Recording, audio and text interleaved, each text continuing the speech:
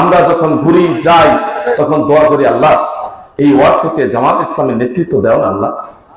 এভাবে দোয়া করতাম, দোয়া করতে করতে করতে করতে ঘুরতাম আর দোয়া করতাম, ঘুরতাম আর দোয়া করতাম।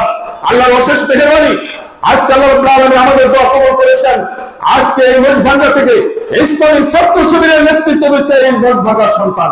ইসলামের জীবনের ব্যাপারে স্বয়ং আল্লাহ রাব্বুল আলামিন ডাইরেক্ট যে কথাটা বলছেন, ইন্নাকা লাআলা খুলুকিল আযীম, আমি সেই রাসূল যে রাসূলকে গোটা পৃথিবীর সমন্বিত চরিত্রের অধিকারী করে তৈরি করেছি।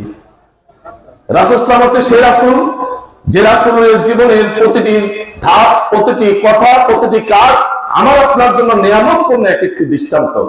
আল্লাহ রাব্বুল আলামিন ওই আয়াতের পাশাপাশি আরেকটি আয়াত নাযিল করে বলছেন, লাকাদ কানা লাকুম ফি রাসূলিল্লাহি উসওয়াতুন হাসানাহ, হে মানুষগণ, তোমার আমার জন্য সর্বোত্তম আদর্শের অধিকারী হচ্ছে এই রাসূল, তোমার আমার জন্য সর্বশ্রেষ্ঠ চরিত্রের অধিকারী হচ্ছে রাসূল, তোমার আমার জন্য সর্বশ্রেষ্ঠ দৃষ্টান্তকারী।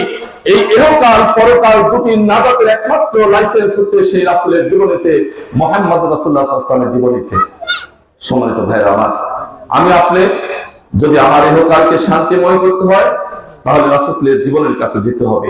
আমার আপনার দুনিয়ার পারিবারিক, ব্যক্তিগত, সামাজিক, অর্থনৈতিক সকল দিক থেকে যদি আমি আপনি অত্যন্ত আদর্শ মানুষ হতে হয় তাহলে রাসূল ইসলামের জীবনের বিকল্প কোনো রাস্তা নেই।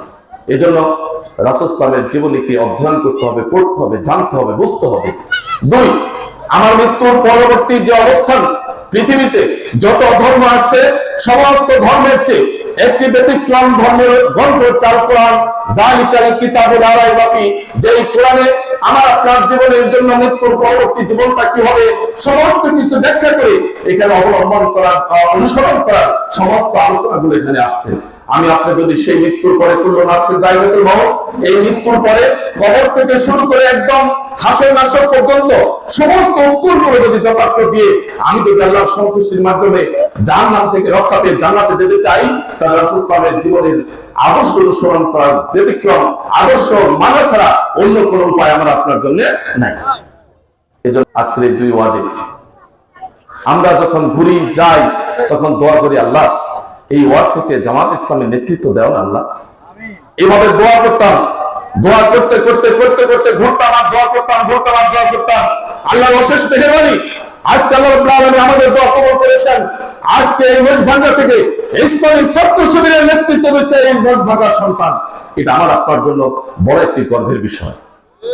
আমি বলতে চাই আজকে শুধু তাই নয়, মজভাঙ্গা আমার মকবুল চাচা জামাত ইসলামীর সে প্রতিষ্ঠা কালের পরবর্তীতেই তিনি জামাত ইসলামীতে অংশগ্রহণ করেছেন, তিনি আজকে এখানে আসছেন।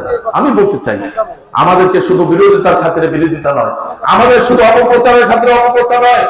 একটু জামাত ইসলামীকে জানেন, একটু বোঝেন, একটু জামাত ইসলামীকে, ইসলামী আন্দোলন জামাত ইসলামী আমরা করছি রাসূল ইসলামের জীবনের সাথে একটু মিলাই নেন।